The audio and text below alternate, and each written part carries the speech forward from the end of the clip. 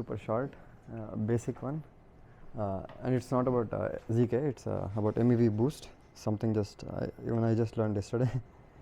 So before MEV-Boost, why MEV-Boost? Like why it was introduced, the concept of MEV-Boost. So for that you need to know about PBS, or proposer builder separation.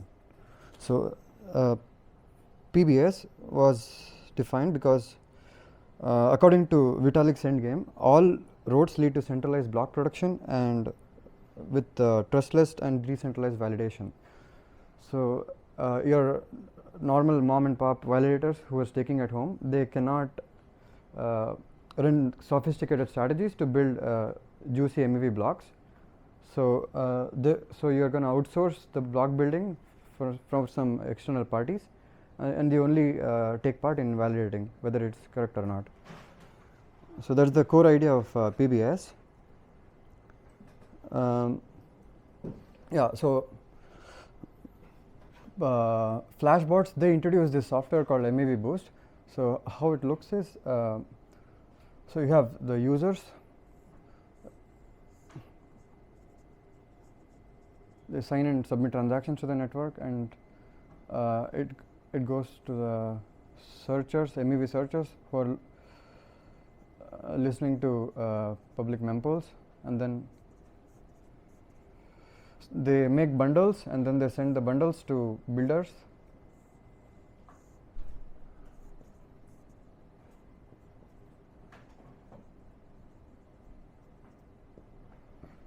And then these builders, they include their own transactions, and also they aggregate the bundles,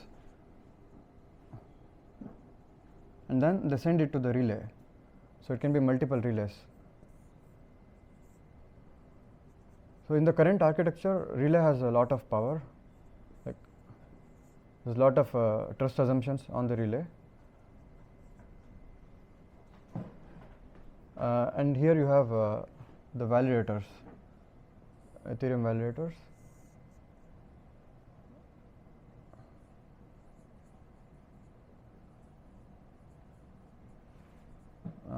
Or proposers, block proposers.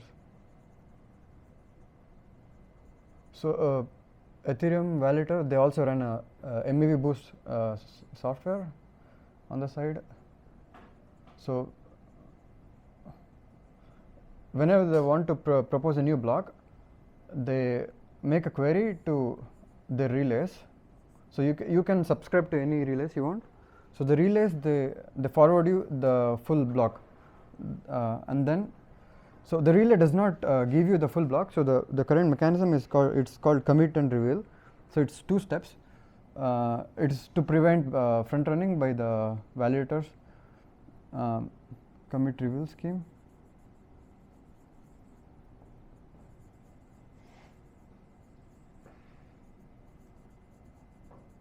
So the relay, they only send the block headers to the proposer, and then the proposer signs that they will include the block in the next slot. So and then after the header, and the proposer, he signs a commitment that they will include the header, and only after that the relay will release the full block. So this way you can be sure that the validator will not steal the MEV and create their own block. So this is the full block, and then they propose this block, and all the validators attest to the block, and then it gets included in the chain. But the problem here is there is a lot of trust assumption on the relay and also on the builders. The validators, they don't have issues.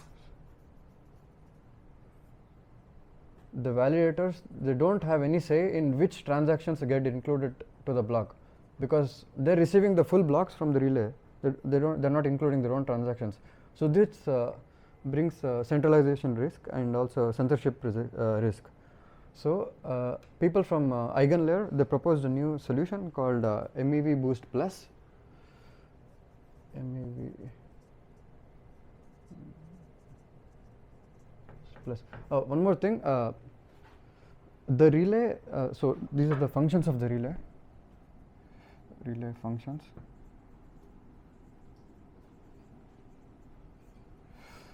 They check the validity of the blocks, check block validity and also the bid. So so the block builders, they send blocks to the relay, and the relay picks the block which is which would pay the highest bid for the inclusion of that block to the validator. So so the relay also checks the bid if it's valid bid.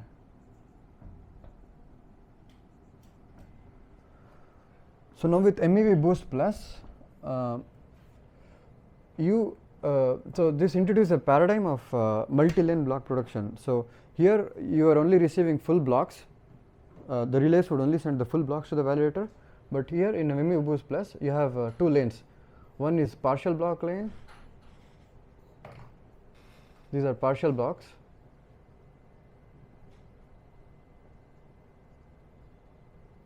And these are full blocks. So it's up to the validator whether they want to receive partial blocks or full blocks.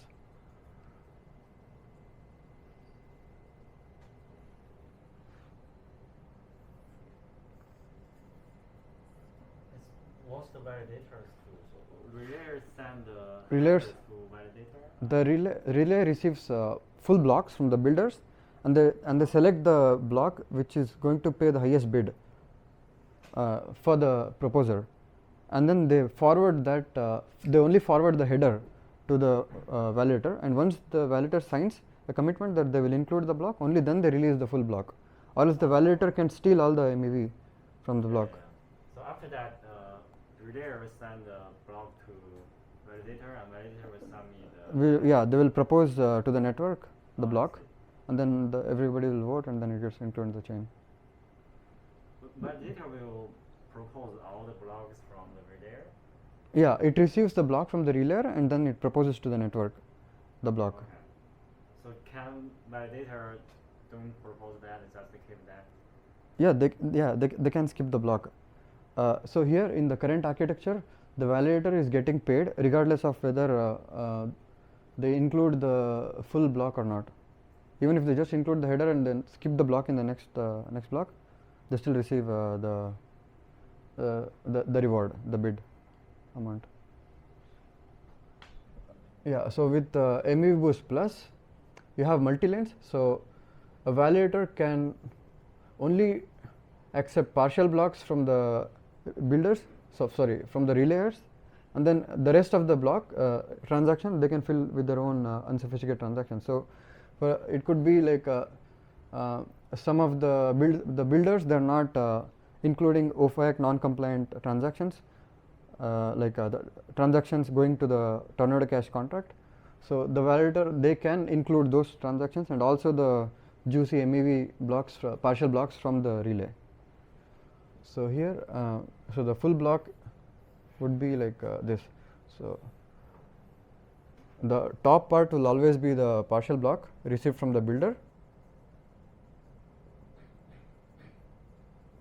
and here go the validator's own transactions.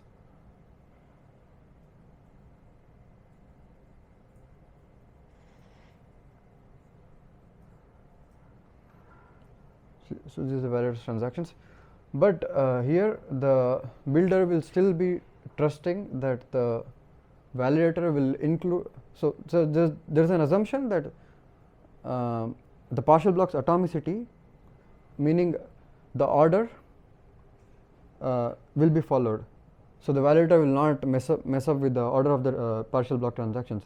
So for that, you can have the validator put up some collateral in some contract, and then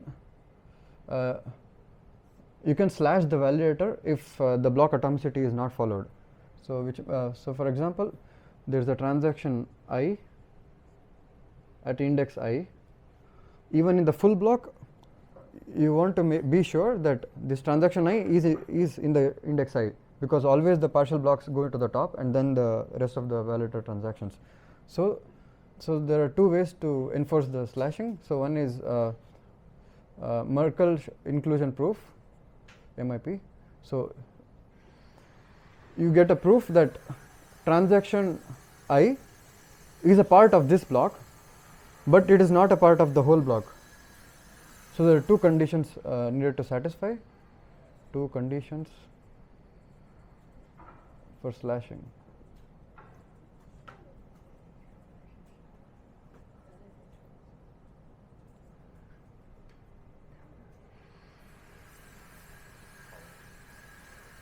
Where does those transactions come from?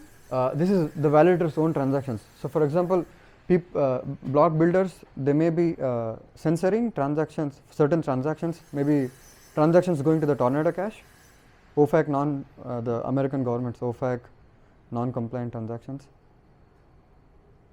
Like many block builders right now, they are censoring transactions that are interacting with tornado cache. So the block builder will censor, the validator will do? Yeah. So in the current architecture, the validator has no say in which transactions can get included. They are just relying on some other people to give them the blocks. But with MEV-Boost Plus, you only accept partial blocks from external builders, and the rest of the the remaining space you can fill up with your own transaction.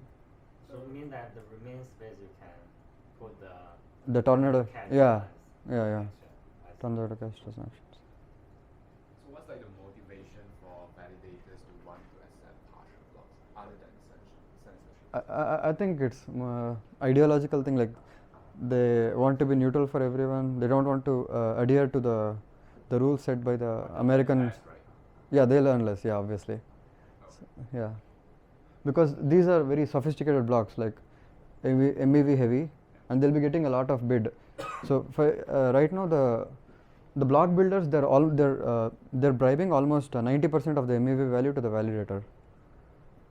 So here they are so the validator may lose some money on the MEV rewards, but they can include their own transactions. But how It's just this works? The validator can do the MEV, right? If that's the final step. Yeah. So the MEV, so the partial blocks. So there are two conditions flashing. So validators have to stake in another separate contract. So if they don't respect the block atomicity, meaning the partial blocks are being submitted to the validator, and if the order is changed, and if they missed any transaction, then they can get slashed. So that's the incentive for them to not mess up with the partial block. So the validator can only append to that list. Yeah, the list bottom part. So there are two slashing conditions. One is Merkle inclusion proof.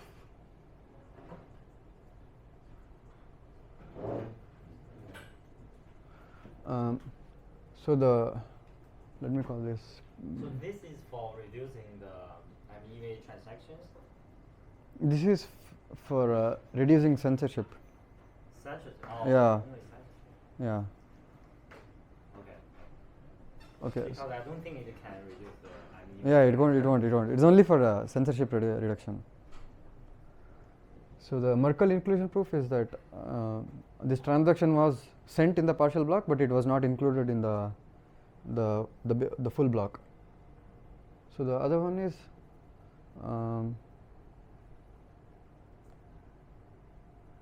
there was one more condition, I don't remember.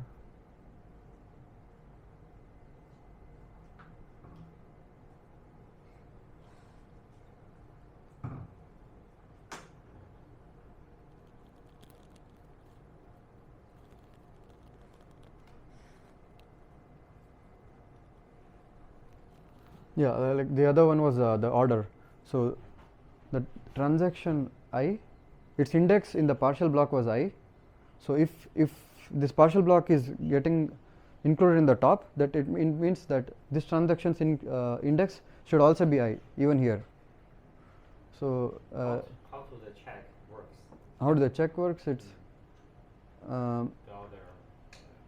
you submit a proof that the index in the partial block was I, but here in the full block it is not I. Where we can check that and slash the. So there's a contract, slashing contract. So the validator, they have to replace their withdraw credentials. Instead of their own wallet address, they set up their withdraw credentials to the eigenlayer's slashing contract. So it will impose some conditions, and if you submit the proof to this contract, if you. So I think both relayers and validators need to submit some proofs to the contract. Then It can be anyone, not just the relayer. It can even be you. That your transaction is not. This kind of proof, anyone can submit, right? So Anyone can submit the proof. cannot slash the validator. Yeah, but anyone can submit the proof, and you can get part of the reward. So the validator will be slashed off the 32 ETH, and you will get some of the reward. And the rest of the reward, so the challenger gets, like, if there is 32 ETH is the total reward, the challenger gets 2 ETH. So you can be the challenger, and the rest of the 30 ETH goes to the original partial block builder, because you are messing with his block ordering. 30 ETH for the partial block builder.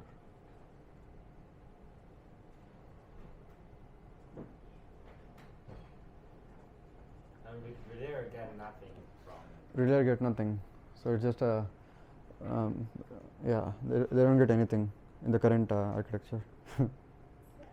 Sad. I think there are very few relayers.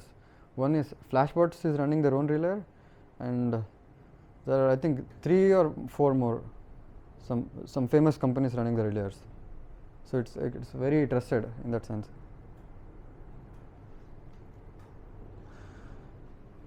Yeah, but even here you still rely on the relayer to check the validity of blocks, because the validator here, the validator is not checking if the partial block is correct or not. So all the trust assumption is here on the relayer. You trust the relayer that the block is valid and also the bid is valid, and the relayer is still centralized. So in MEV-Boost ++,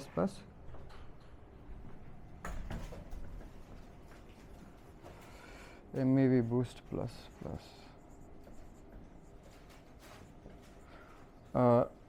they propose an idea to decentralize the relayer. So for that, you need to let me list out all the functions the relayer is performing. Relay functions.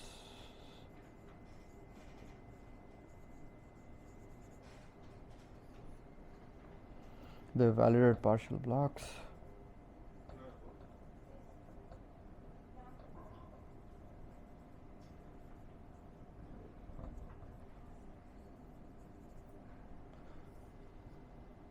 They validate the bid.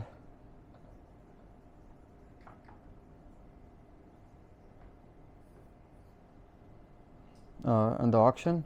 So there's the relay runs an auction. So it accepts blocks from many builders, and then they select the builder that is paying the highest bid. So that's an auction.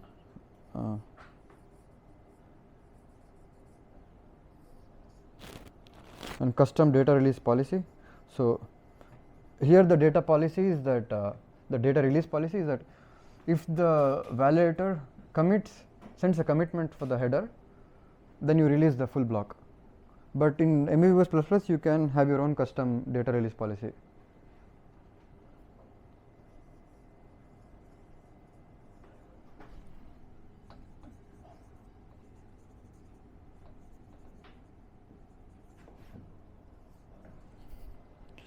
And data availability. The guarantee that the full block data exists with the relayer. Sorry, what's the custom? Yeah. So, so the data release policy currently being used is that the relay sends the header to the validator. The validator signs a commitment that they will include the block, and then once the commitment comes to the relay will release the block. So this is the data release policy. Okay. So once you receive a commitment from the validator, you release the data, full block data. This one is only for MEV-Boost plus or Yeah, yeah. it's already. In MEV-Boost plus plus, you can have your own custom data release policy. So earlier there is no this custom. Yeah, yeah. Here it's only like you receive the commitment and then you release the full block data. Okay. So what kind of custom you can do? I really don't know. You can. Okay. Yeah. I see. I mean, I was reading the. So this idea was proposed by Eigenlayer in their blog post, but they just mentioned that you can have your custom release data release policy, but they haven't given any examples.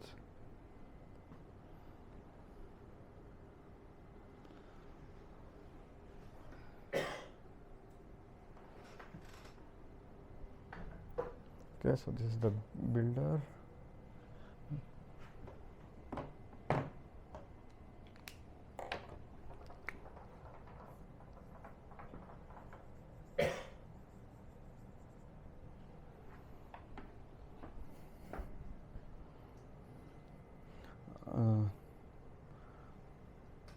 This is the programmable DA layer. Programmable because you can have your custom data release policy. So this is the relay.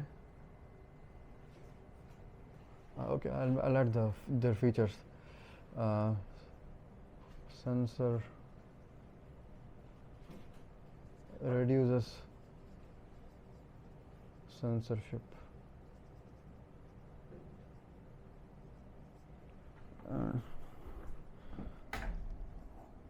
Decentralize.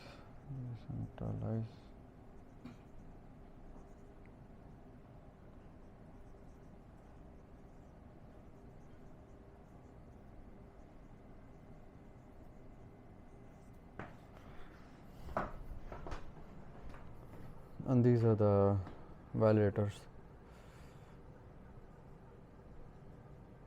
What's TDA? Programmable DA layer. Oh. Programmable because you can set up your own custom data release policy. Is program date? Programmable DA layer. I can just call it relay. Yeah. So this is the relay network. So it's a network now. It's a decentralized network. So the builder going to submit a partial block. Call it PB plus the custom data release policy. Data release policy to the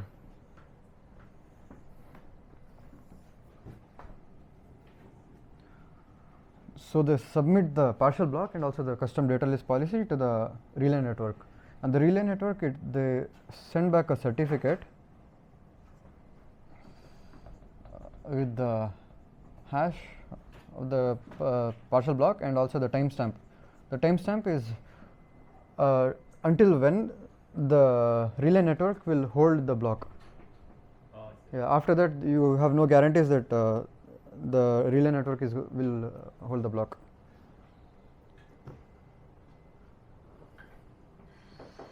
And now the validators so we are relaxing the assumptions of relay functions here. So it used to perform all these functions, but now you're relieving some these two functions from the relay by asking the builder to put collateral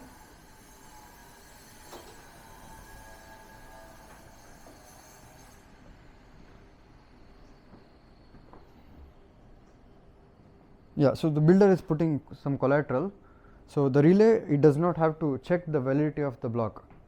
Now the builder has to submit a real valid block, or else they may end up losing their collateral. So there is also a optimistic fraud proof contract.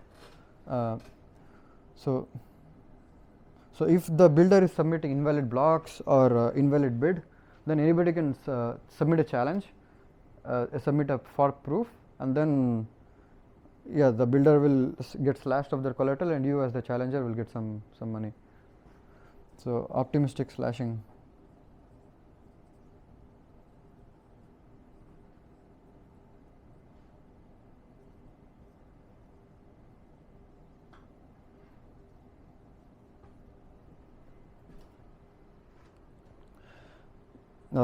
And the auction, you let the proposer do it itself, because now the validators are not asking the relay for the block headers; they're directly asking the builder for the block headers.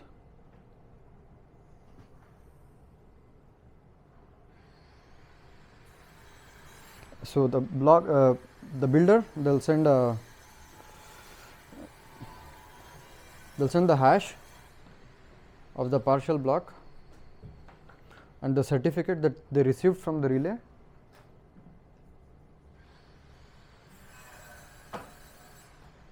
They send it to the validator, and the validator will commit to include the partial block with this hash, and then they send this commitment to the relay. Send this to the relay and also the certificate. So in the certificate, it's also encoded the custom data release policy.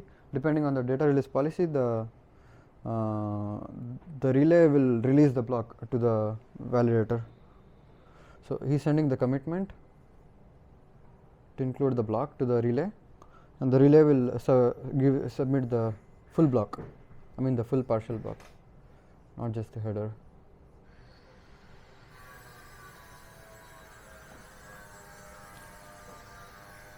And now the validator creates the full block. The partial block goes in the top,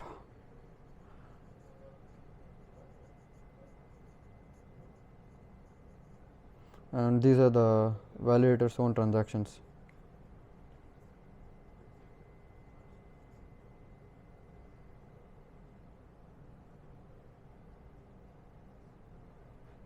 Yeah, so this part is similar to MEV-Boost Plus. And you still have this slashing conditions to check if the validator is respecting the block atomicity, whether they're messing around with the order of the transactions, or if they have skipped any transaction. So you use the same Merkle inclusion proof and the index proof to slash the validators who are stealing MEV. What's the second step that validator send back to? The validator is it's asking for the headers. Auction. It's here the validator was asking the relay for the partial for the header, block header, but here they're asking directly to the builder. So it's not asking the relay. So the builder will send the hash of the partial block and also the certificate. The certificate it received from the relay network. So the builder they submitted the partial block and data policy to the relay network, and it sent it the certificate. The relay sent a certificate to the builder. So the same certificate it is distributing to the validator. I'm thinking why this mechanism. Because they want to decentralize the relay network, and also in doing so they want to relieve the relay network of some of the functions. So now the relay network only has to perform these two functions. These two functions they are handled by the builder itself, because the builder is posting collateral. So the builder submits an invalid block or an invalid bid, then you as a challenger can submit a fraud proof. The builder gets slashed. So there are two slashing here, one on the builder side and one on the validator side. So less trust assumptions on the relay network. Akash, isn't that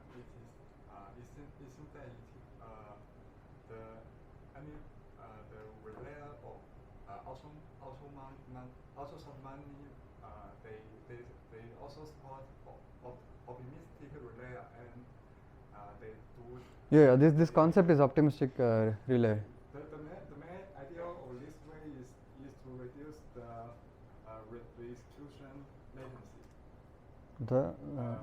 Reduce the execution latency and Execution latency. yeah, the relay can have, and the builder can have more time to build their block and get more reward, and get a block more reward.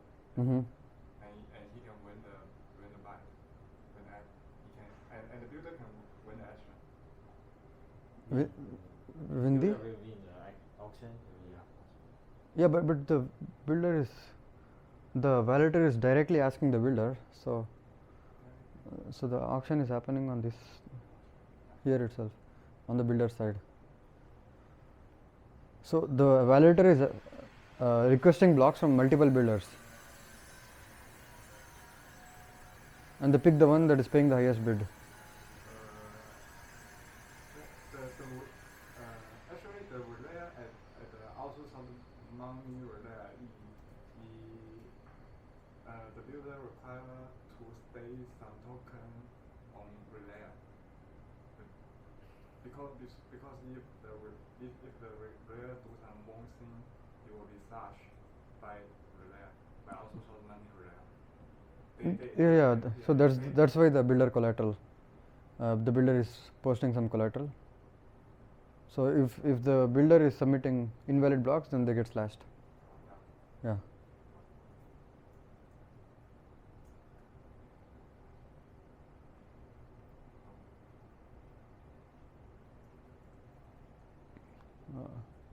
Slashed if incorrect blocks.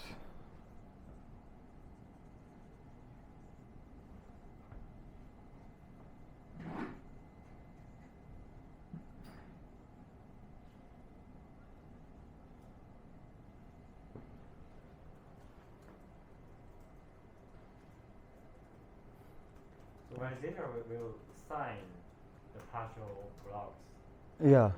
Yeah, So yeah. sure, it will To include this partial transaction in that order.